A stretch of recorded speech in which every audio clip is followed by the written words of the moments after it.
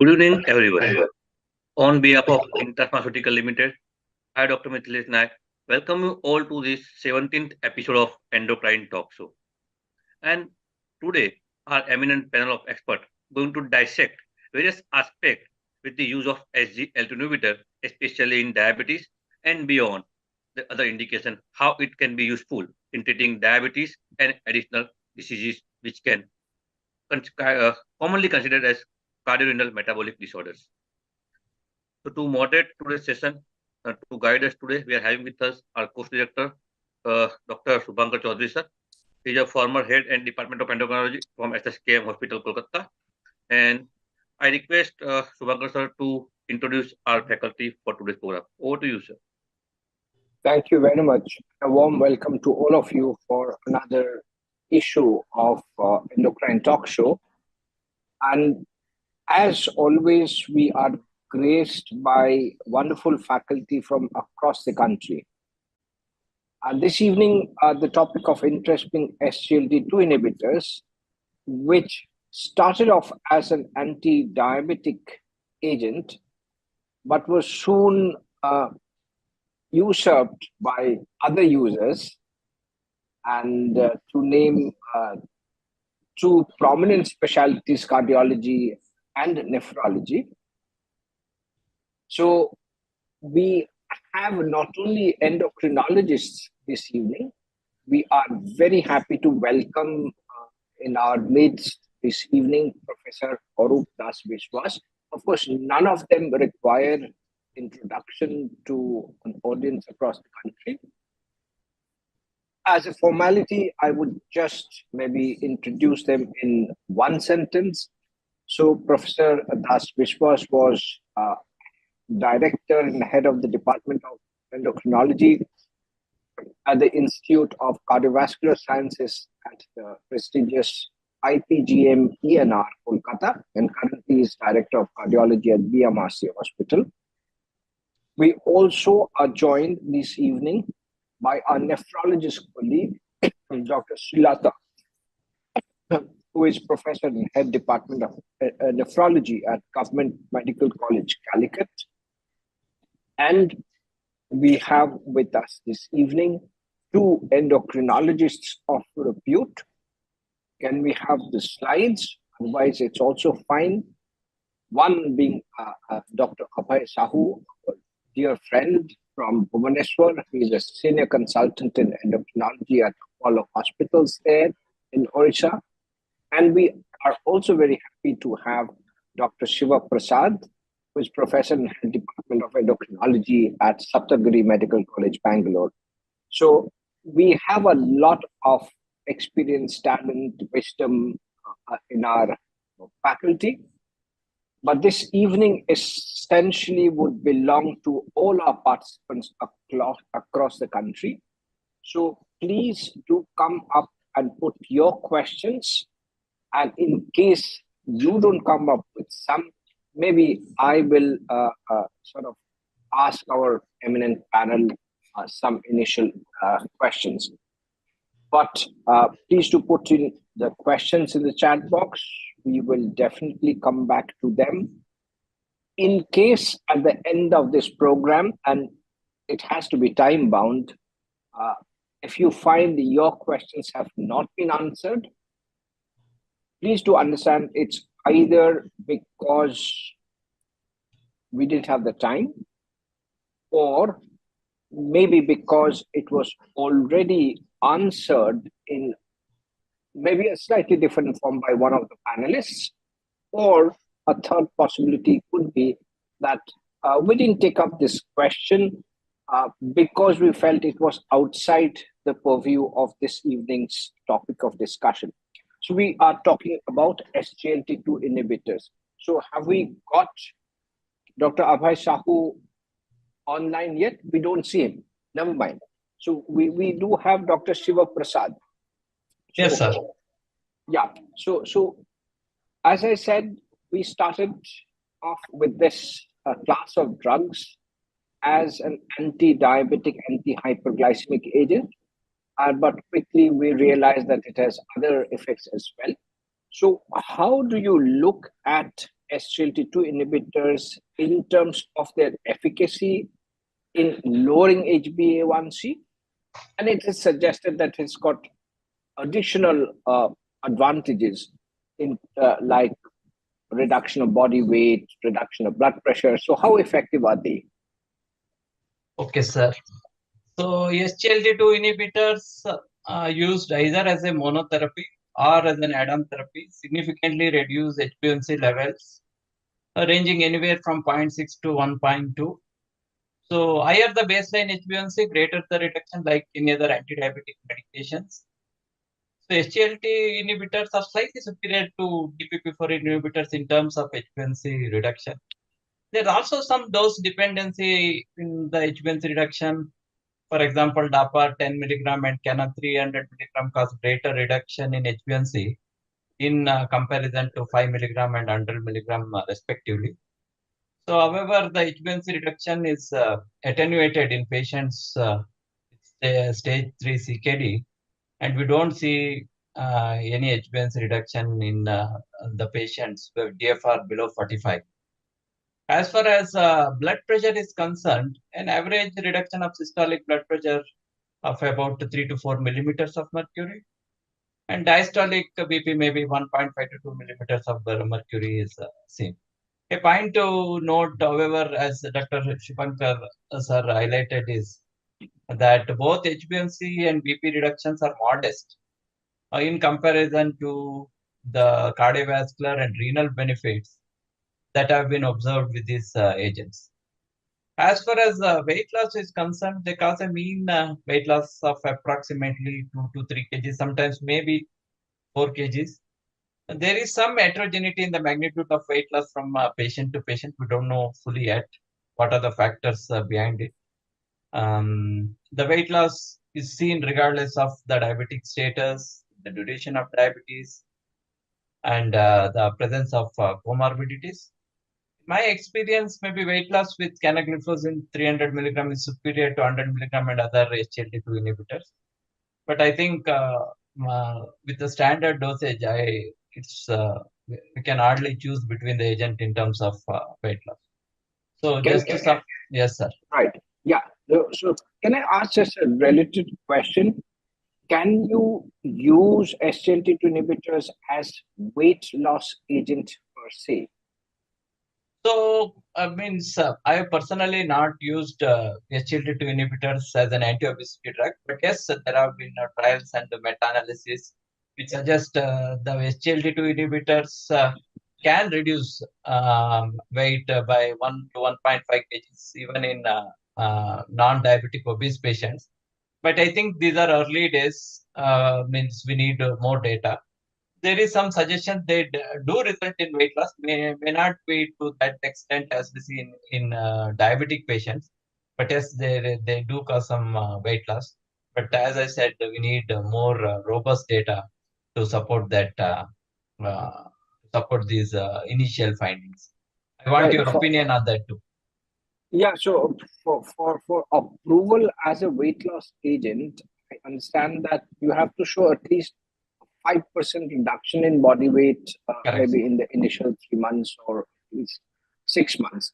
So to that extent, maybe, I mean, the individual cases, you may get much bigger weight loss, but that's what we see, maybe 2 kgs, 2 to 3 kilos weight loss. Can I come to Dr. Professor Arup Das Biswas? So, Dr. Shiva Prasad did mention about maybe 3 4 millimeters drop in systolic blood pressure. Do you think that's impressive blood pressure drop? Or, in other words, if a patient with type 2 diabetes comes to me who has also got hypertension, can I just give an SGLT2 inhibitor and hope that it will take care of the blood sugar and the blood pressure as well? We are talking about the blood pressure reducing ability and whether it is useful or helpful. Yes, can it be used as an antihypertensive agent? Actually, we don't use it as an antihypertensive agent because there are more powerful agents which have got better outcome data as far as BP reduction is concerned regarding the outcome as far as BP. But this is more used in case of you know better, reduction of an adjuvant for glucose reduction is not again a powerful glucose reducing agent, but what we get and what we use it for, particularly in heart failure, which is robust evidence backup, and also in certain CV outcome data, we have got not only in heart failure, but non-heart failure ASCVD risk or established ASCVD, and particularly in diabetics. But in non-diabetics also, these are useful drugs, particularly when heart failure is a concern, and it is a class 1 drug for heart failure with reduced ejection fraction. And irrespective of ejection fraction, it is useful. But these BP reduction, weight reduction, these may be just having a modest effect on that. There are multiple other mechanisms in the myocytes, in the endothelium, anti-inflammatory, reducing the lipid store, etc., metabolic factors that may be useful in ASCVD and Right. heart failure. So it is not per se BP reducing. Okay. Yeah. So we've got an interesting question from Dr. Verma, and who better than you to answer? Can we get additional benefits with SGLT2 inhibitors in resistant hypertension?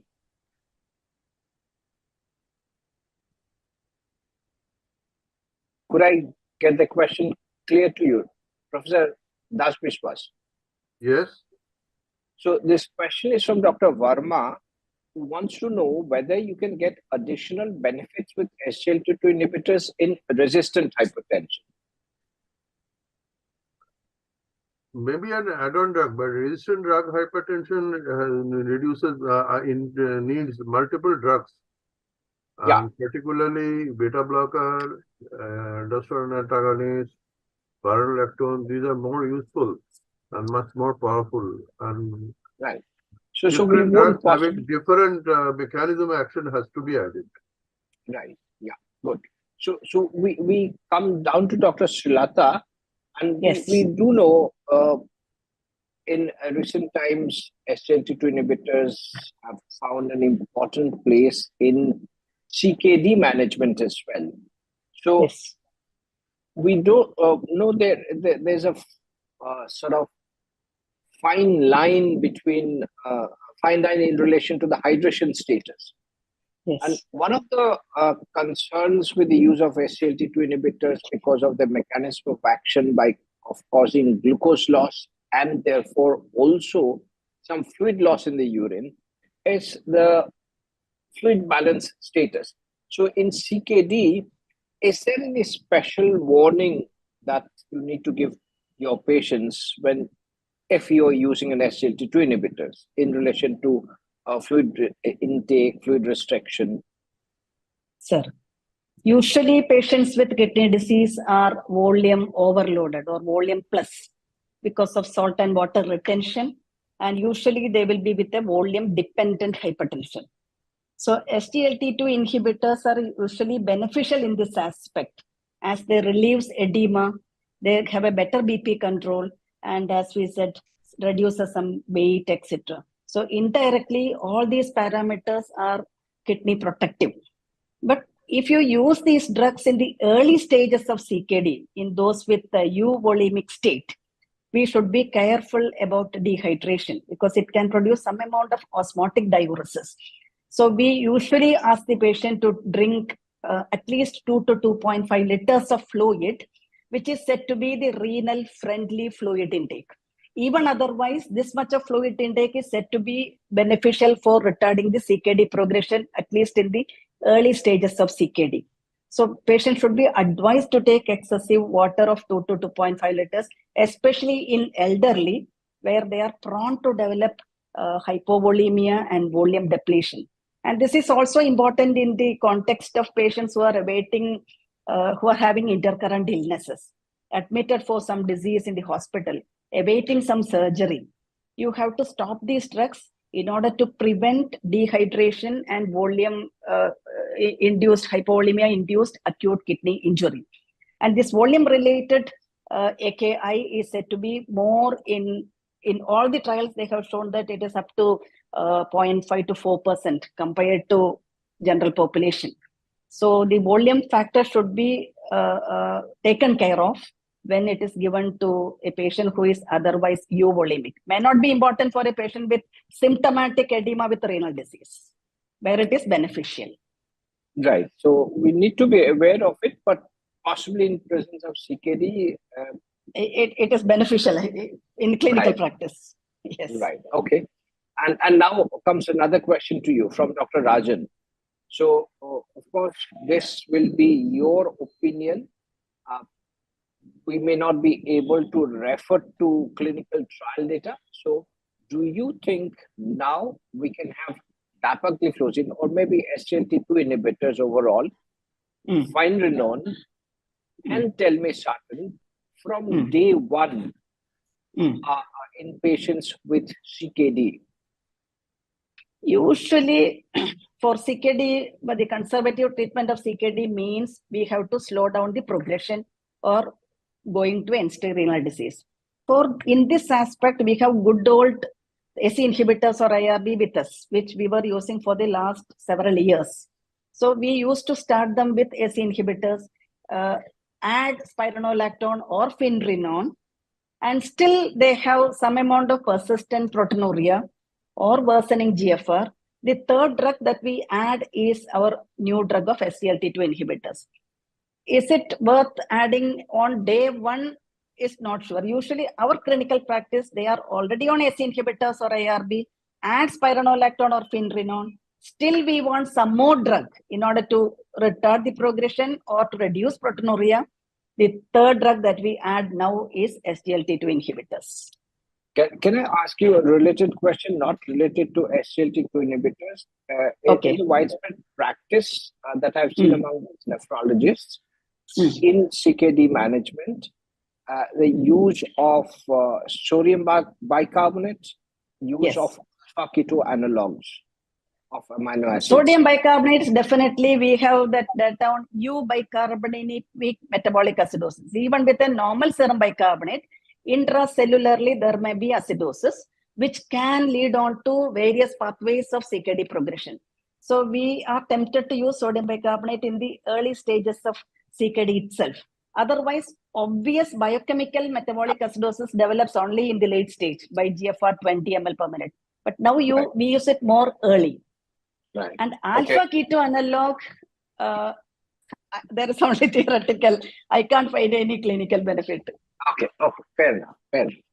Right. So can we now shift back to Dr. Arup Das Biswas about a similar question in relation to SGLT2 inhibitors in heart failure?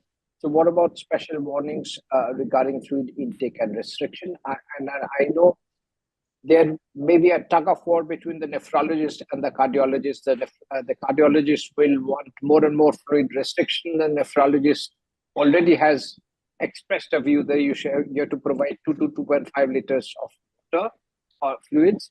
So in presence of heart failure, do you have any special advice? Yeah, I think it's a good issue and we should avoid the tug of war and rather try to reach a balance between the heart and the kidney. Because they are very supportive organs, one supports the other. And the major problem in heart failure and particularly the clinical manifestation, symptom, sign, everything is due to congestion, fluid retention. Be it in the interstitial tissue, be it in the intravascular compartment, and even maybe going inside the cells. But while attempt to decongest the patient, at times we overdo it. And we chronically maintain them on diuretics and other drugs which lead to fluid reduction. And this may lead to chronic hypohydration or underhydration. And that is a preventable risk factor because chronic hypohydration and chronic underhydration, that also leads to some problems. So we should always try to reach a balance between reduction of symptom, maybe signs, and the hydration state, and particularly prefer to go and reach an euvolemic state. Yes, we cannot measure the volume status always by experimental and other methodologies. But clinically, as far as the BP is concerned, JBP is concerned, skin turgidity is concerned, patient's BP is concerned, cognitive factors are concerned, we should take into consideration all these things.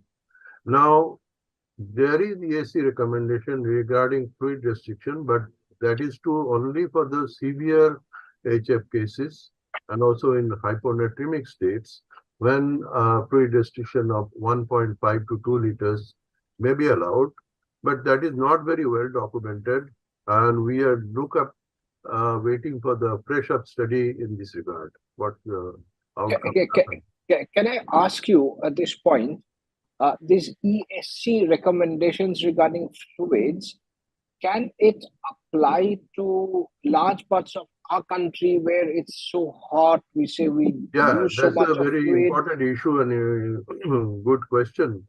Actually, not only the part of the country where the patient is there, we have got the northeast hilly regions, northern hilly regions, sultry regions in the desert, and dry regions, maybe in the and seasonal variation also.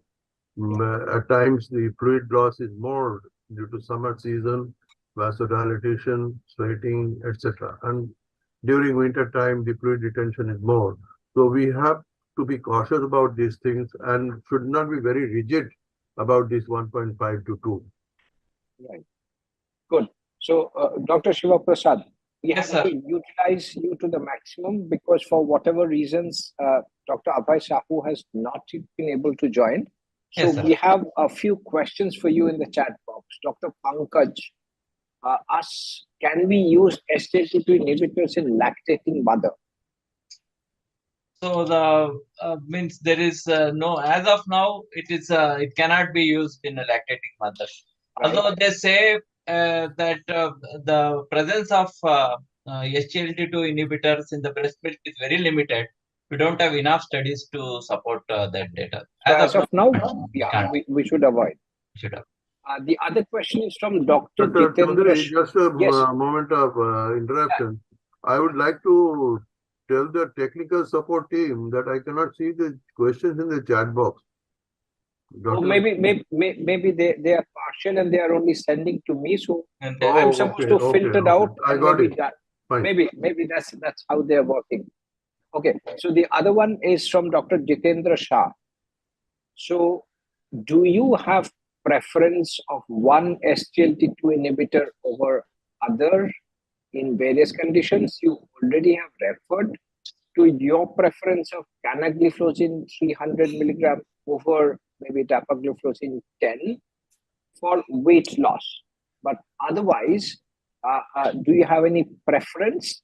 And in this context, can I also ask you, the use of SGLT2 inhibitors in our country actually increased with the availability of rimogliflozin because that was then available at a much lower cost than the original brands of DAPA or ENPA or CANA. But now with so-called the branded generic versions, especially of DAPA, do you still feel there is some role for use of rimogliflozin? so the rimogliflozin usage has gone down significantly because now the dapagliflozin and even empagliflozin is available at much lower cost. And we have robust evidence both for these agents, both for dapagliflozin and empagliflozin, in terms of their cardiac as well as the renal benefits. So apart from the HbA1c, BP, and weight reduction that we have seen, so I personally don't use rimogliflozin to that much. Right. This one. And so amongst EMPA, DAPA, and CANA, do you have a choice? If price is not a factor.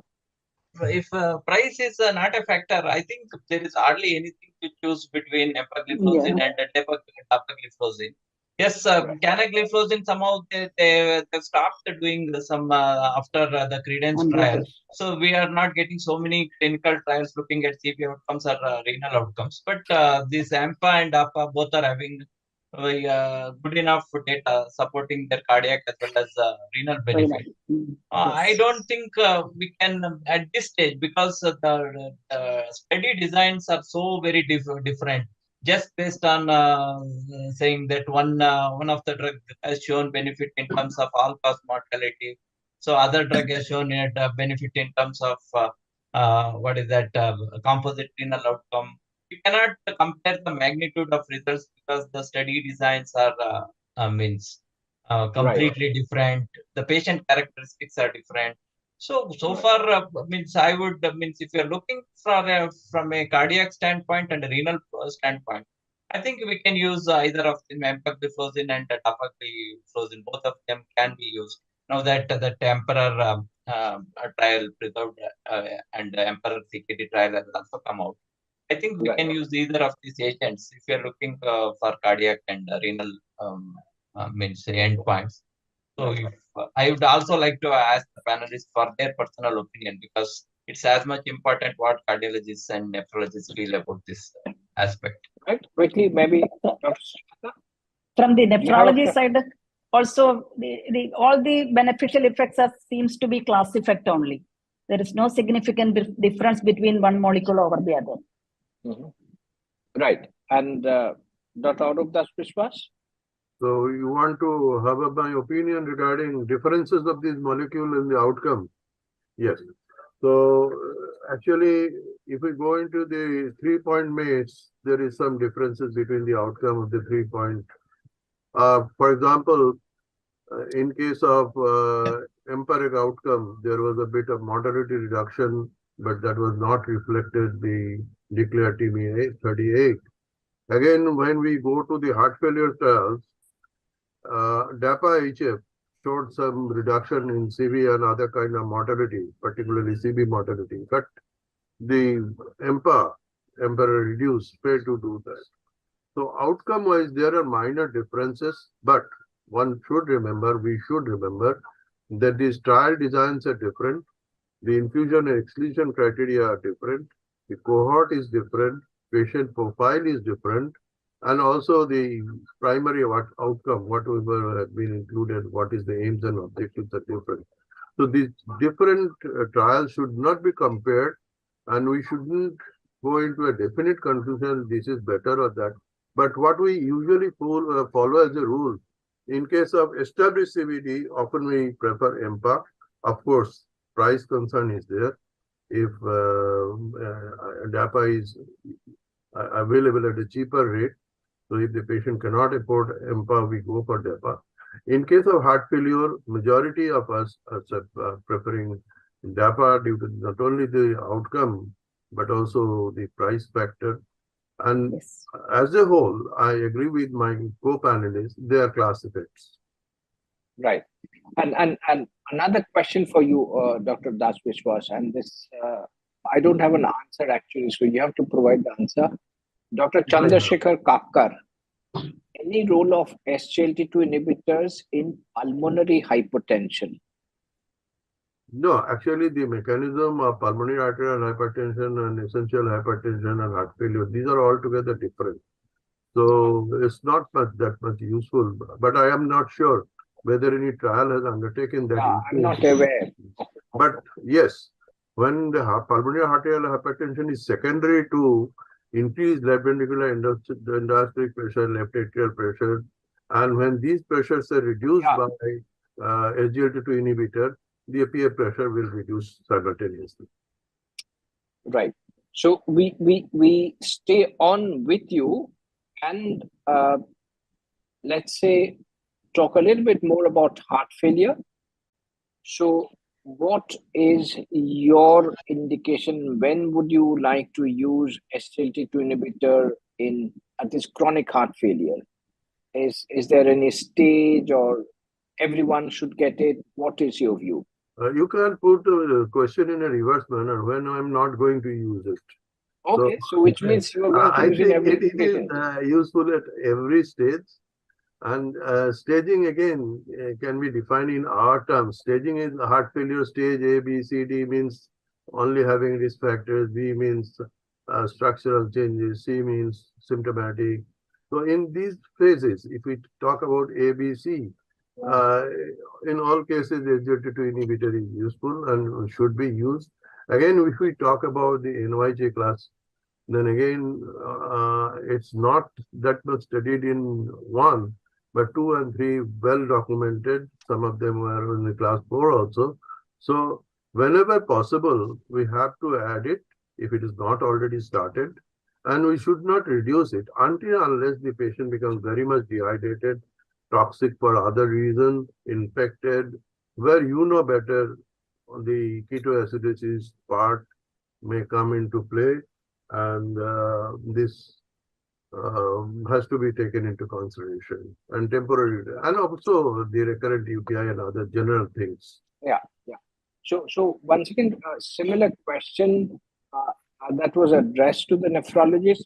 So would you be using it only on top of a RAS blocker, only after you have used a beta blocker, RAS blocker? So what is the hierarchy in which you would use this? Maybe the 4 pillars of treatment of heart failure. To me, sir? No, it's the Cardiology. cardiologist still Yeah, for yeah, heart failure. yeah, yeah. Okay. What I'm asking is use of SGLT. Yeah, please unmute yourself. You to unmute yourself. Dr. Das Bishwas. So you were talking about whether it's a part of the 1 pillar.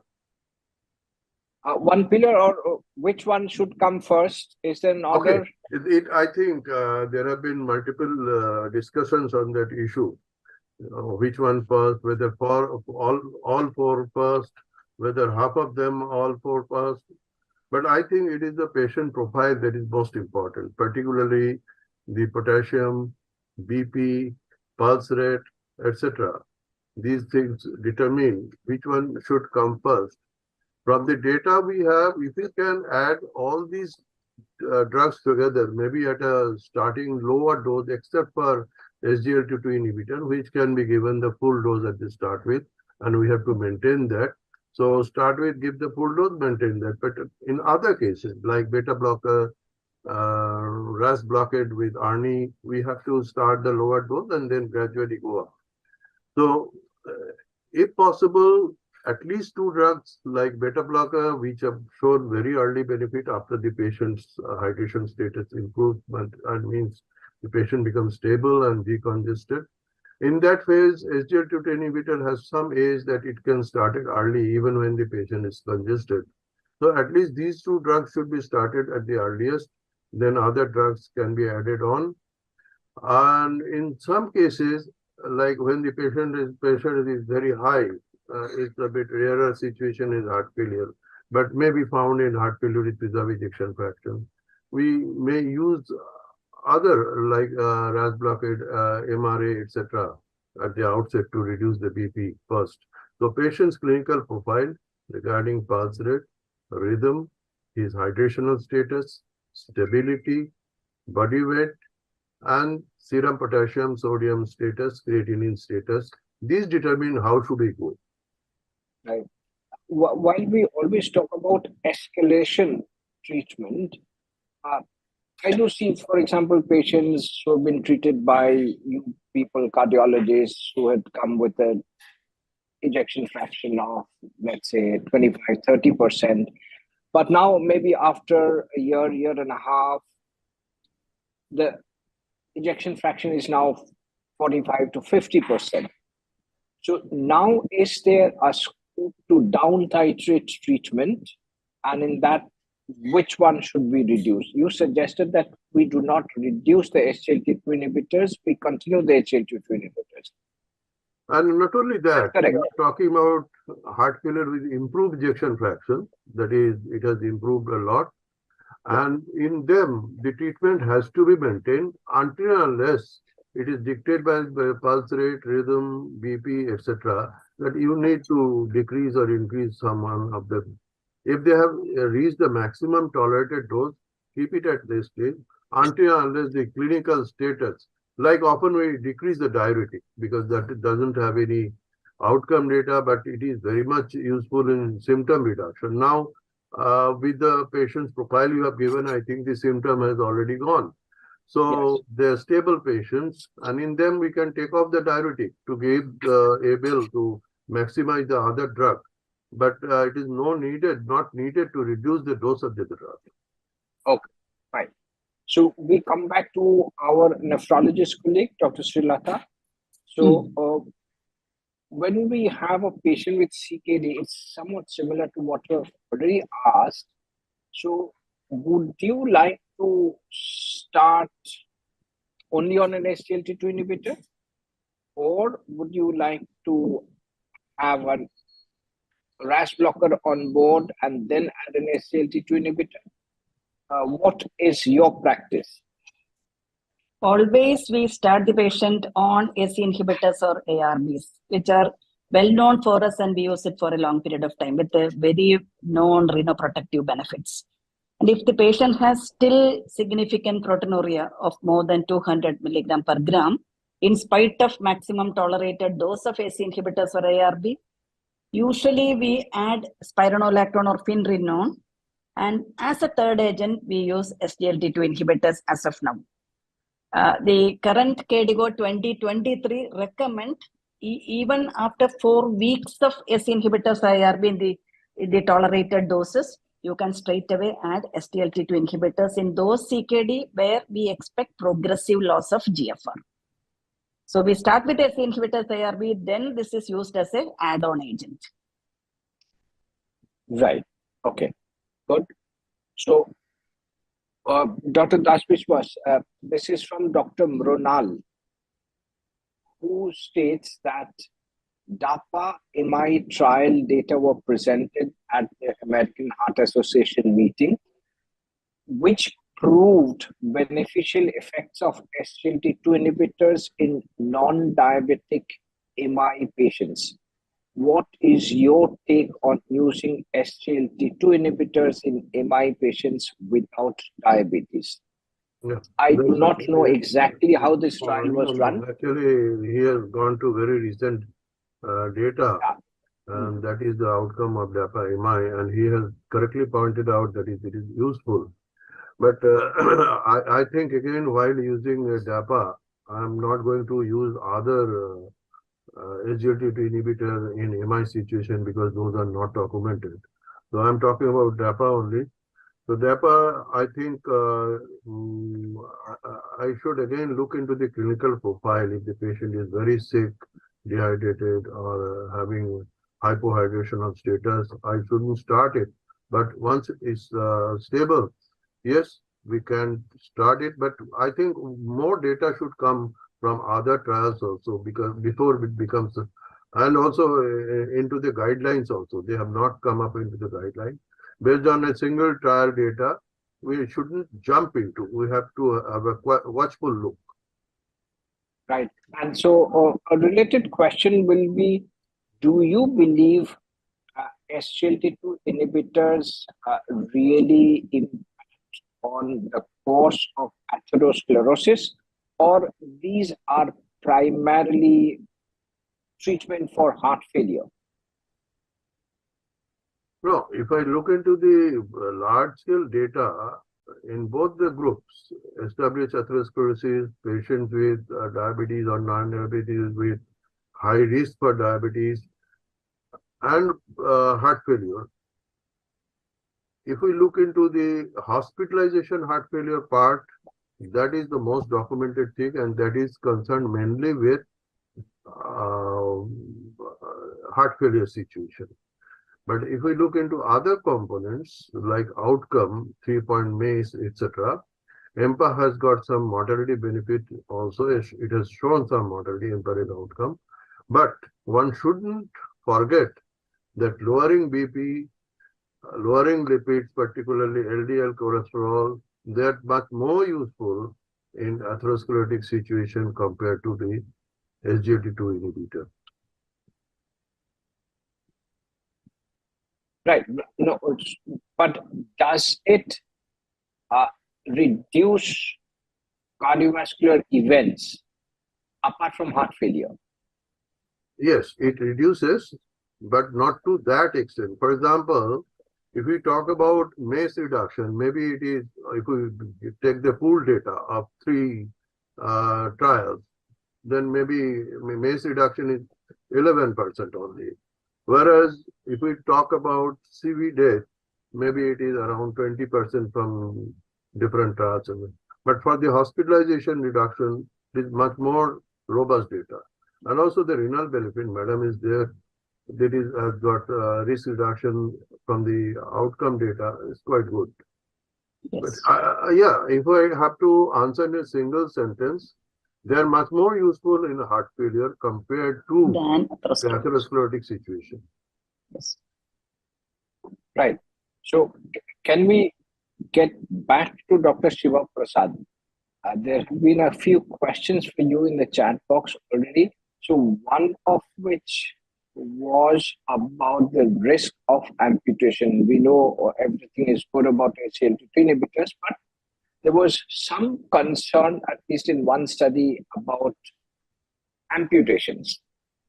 Correct, And sir. we are also recommending its use in heart failure and other conditions where circulation may be compromised.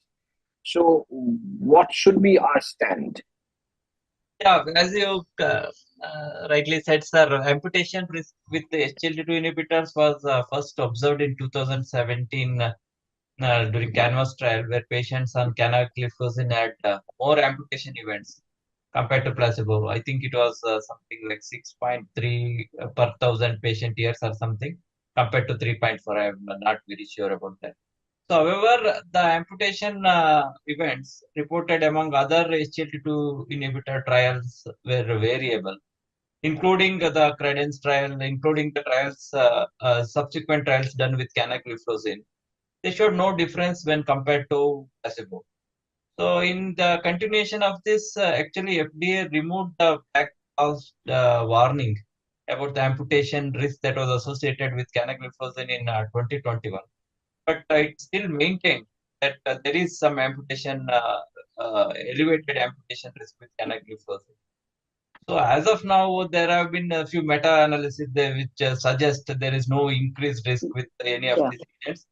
But it remains unclear whether the SGLT2 inhibitor as a class or specific categories of SGLT2 inhibitors are linked with increased risk of amputation.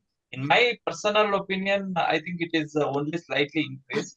That too in patients with canagliflozin treatment, but not with other subtypes of SGLT2 inhibitor.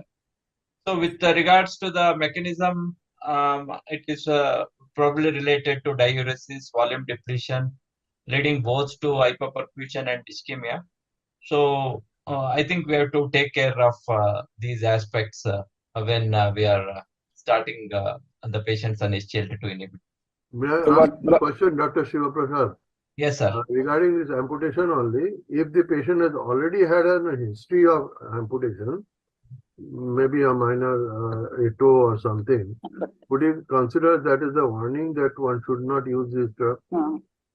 No, I don't think that would be an appropriate statement, because risk of amputation would mean either patient is having the severe infection or means vascular deficit. Just because they had a previous diabetic foot infection and now there is no infection, previous amputation per se will not be a means contraindication to prescribing SGLT2. I think we can safely use as long as there is no active wound or there is no vascular insult which is predisposing to amputation.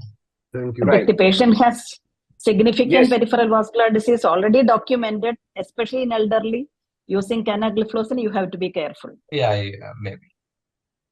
Yeah, based on current evidence, yes, especially for canagliflozin, though it's not been documented for the other fluorides. Any other, yeah. Right. So we stay with Dr. Shiva Prasad.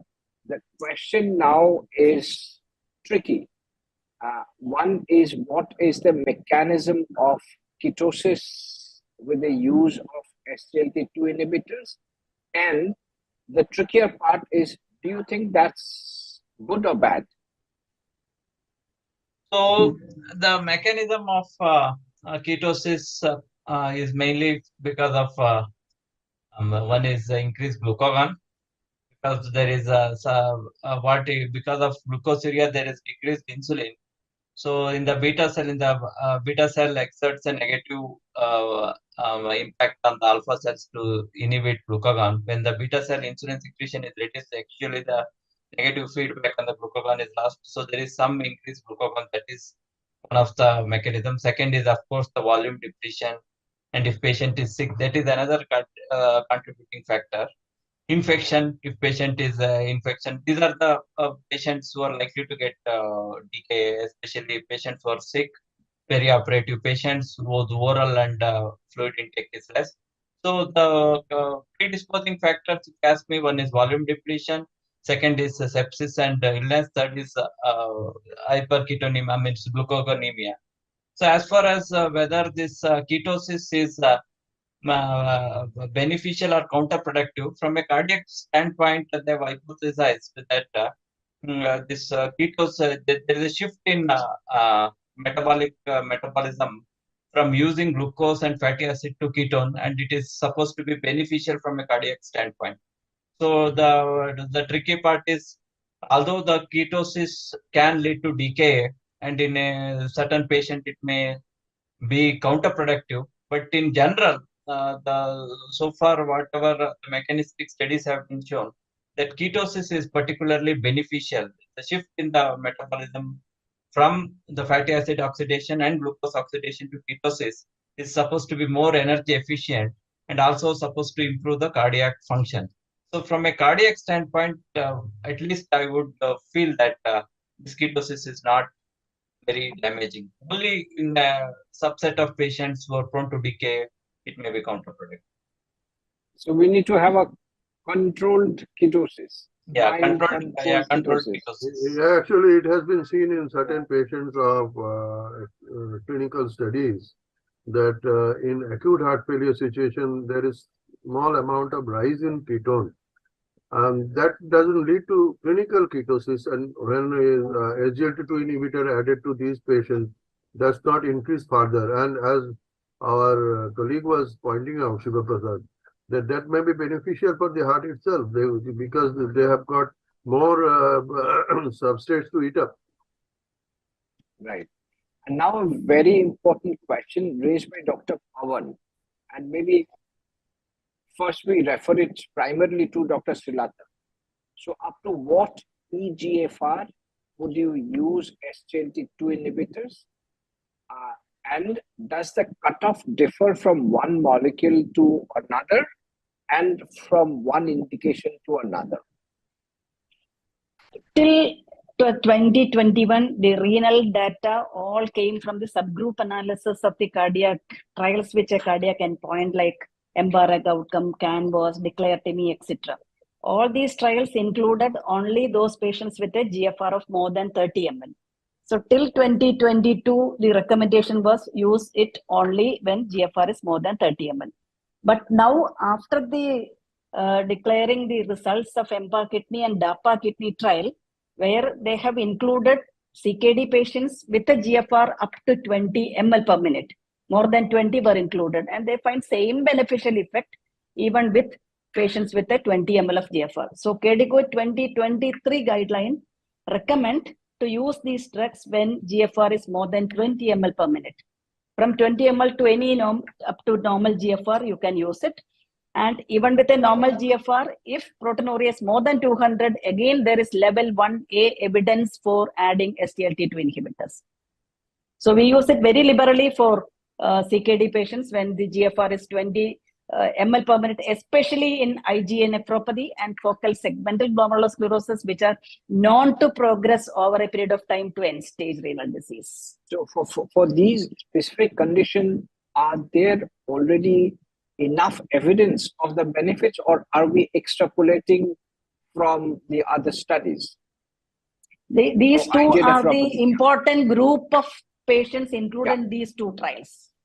Okay. And they are the most common glomerular disease which progresses with proteinuria and progresses over a period of time to end stage. Right. And so are these both for both the molecule, I mean DAPA, EMPA 20, or it is for one the cutoff is 25, another is 20 based on that evidence base, or you go for 20 for both? We usually use DAPA, not EMBA. So we use it whenever GFR is more than 20 ml.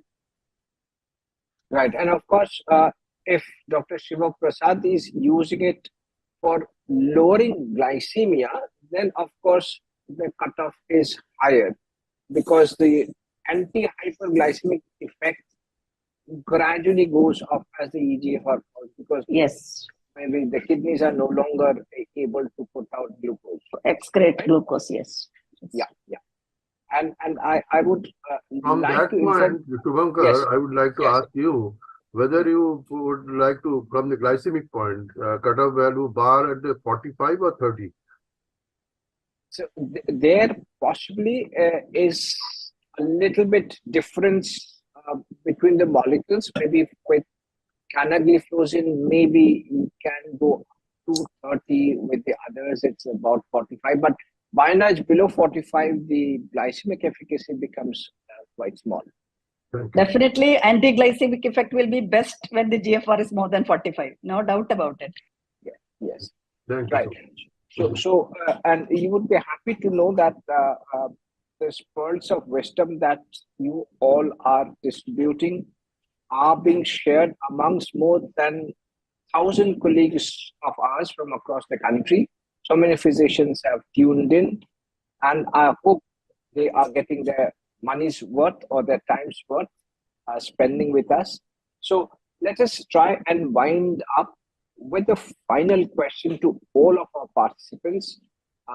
We now know there's increasing use indication for the use of this wonderful class of molecules, and we are really blessed to be in this country that we have now the same efficacious agents at a much better cost. And so we are now able to provide the benefits to larger number of patients. But what are the specific contraindications to these patients, maybe to the use of this class of drugs? Maybe first to Dr. Arup Das Biswas, then to Dr. Srilata, and finally to Dr. Shiva Prasad.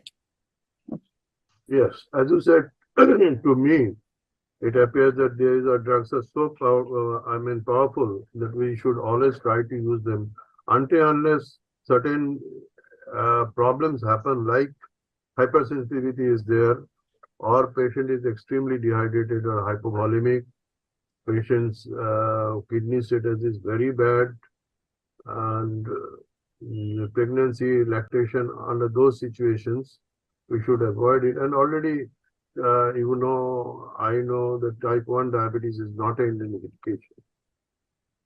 What about in your context, acute heart failure?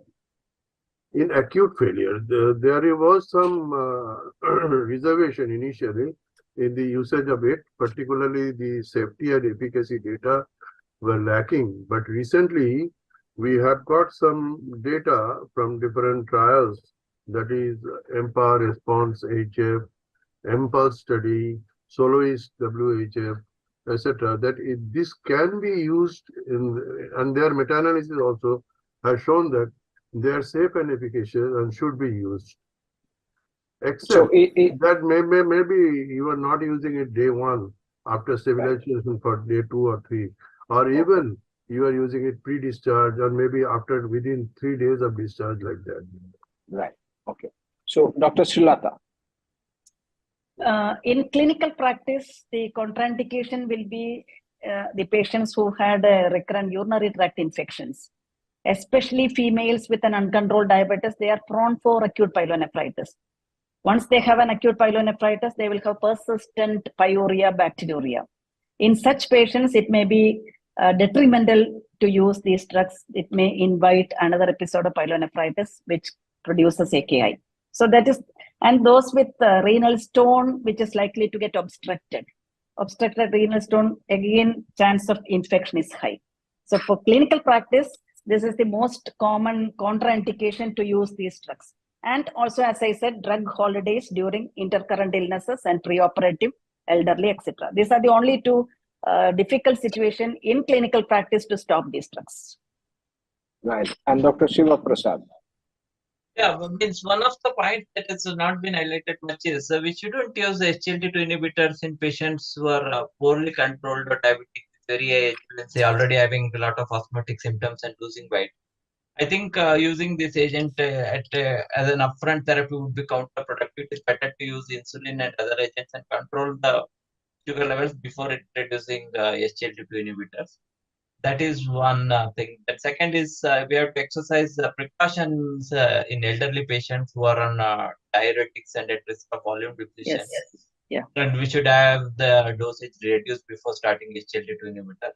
One means maybe clinically pertinent observation is sometimes concurrent administration of beta blockers and SGLT2 inhibitors. We've seen that beta blockers may mask the symptoms of hypoglycemia. This may be relevant in elderly patients who are on additional sulfonylurea insulin. So the hypoglycemic severity may be more pronounced. So other than that, the routine major surgical procedures, type 1 diabetes, post-transplant diabetes, patient, as Madam mentioned, patients with history of recurrent UTI, those with benign prostatic hyperplasia or urinary tract abnormalities, sick patients, those have severe infections, volume depleted patients, critical illness. These are some things where we have to exercise caution. Otherwise, many times we will do more damage than benefit the patients. And now one RCT is going on in post-transplant patients, renal life cycle. We are trying to use this drug in the post-transplant, even on patients on maintenance hemodialysis. Yes. Let us see. Right. And since we have got one more last question, maybe we once again put it to Dr. Shiva Prasad. The question is from Dr. Gupta. Any comments on the role of SGLT2 inhibitors in NAFLD? Or maybe we have renamed it as muscle, whatever you call it. Yeah, whether it is NAFLD or MAFLD, it has got a very close relationship with the type 2 diabetes. And an estimated 55% of patients with type 2 diabetes will have this problem. Its pathogenesis is complex and shared with diabetes like insulin resistance, obesity, oxidative stress, mitochondrial dysfunction, and so on. So the clinical importance of NAFLD is that it is also associated with increased risk of complication, especially cardiovascular disease and CKD2. So therefore, thereby it may adversely affect the life expectancy of our patients. So therefore, early intervention and treatment is warranted. So as far as studies regarding the SGLT2 inhibitor therapy and the benefits and the improvement in NAFLD, the studies have indeed shown some benefit in terms of reduction in the liver enzymes, liver fat content, as well as improvement in steatosis severity and dyslipidemia. However, the effect on the liver fibrosis has not been consistently demonstrated, and we don't have any head-to-head trial comparing with other agents. In fact, there is no drug that has been approved by FDA or other agencies for the management of NAFLD. So the proposed underlying mechanism which drives these improvements in NAFLD through SGLT2 inhibitor are still not fully clear. Maybe better glycemic control, weight loss, and improvement in insulin resistance are important contributors. However, some studies have shown the potential direct effects of SGLT2 inhibitors like suppression of hepatic inflammation, reduction in oxidative stress, etc. So by this point of time, there isn't a clear recommendation by anyone for using this class of drugs. Right? Great. So all good things must also come to an end. We had a wonderful discussion, and I'm really thankful to our panelists this evening, Professor Arup Das Vishwas, Professor Srilata, Dr. Shiva Prasad, and I missed out Dr. Abhay Sahu. He must be busy with something. And I'm also really thankful to our audience who put in interesting, probing questions so that it set the discussion going very nicely. So let's hope that we continue with our efforts. From our point, Dr. Yes, Chaudhary, sir. a great thanks and congrats to you for the nice moderation. Yes. Okay. For an excellent Easiest part. Excellent. Moderation, the one who doesn't know the answers has now the opportunity to ask the questions to all the experts. Thank you. And so it's now back to the INTAS team for the final words. Thank you, Professor Chaudhary. I think we are going very strong as far as this program is concerned. COVID came as a blessing in disguise for us. We started in 2020, June, and now it is third year running. We are doing this program, and we started with didactic lectures with practice pulse in endocrinology, and this is our 17th program as Endocrine Talk Show today. And every time when we do this program, we get an audience of more than 1,000. So today the number is more than 1,250. So that speaks volumes about the popularity of this program. And more so, tonight we have RSSDI going on at Mumbai. So even though a national conference is happening, we have got this kind of an audience. So thanks to Professor Chaudhary, first of all, to you for being the guiding light for this program, and you being so humble in giving us all the beautiful topics for this program. And I would like to thank our panelists for tonight, Professor Das Biswas, Arup Das Biswas, Professor Srilata, Dr. Siva Prasad, for taking their time off from their schedule and being there on this platform. And of course, I would like to thank all the audience and all the delegates from across the country who have joined in tonight. And I'm sure with today's program, you all must have got immense pearls of wisdom about SGLT2 inhibitors. I think this is a molecule which continue to amaze us with the newer and newer applications in the medicine. And this DAPA-MI trial, which was discussed tonight, then NAFLD, which was discussed tonight. So these are the areas wherein these drugs are further going to be used. And I feel this is the only molecule which is equally have interest by endocrinologists, diabetologists, cardiologists, and nephrologists. So, and fortunately, we have a brand here, Dapawell, and I'm sure all of you would get the benefit of the cost of benefit of easy availability. So, thank you very much for your attendance here tonight, and we are really grateful to you. Once again, from all of us, good night to all. Have a great Sunday tomorrow. Good night. Good night.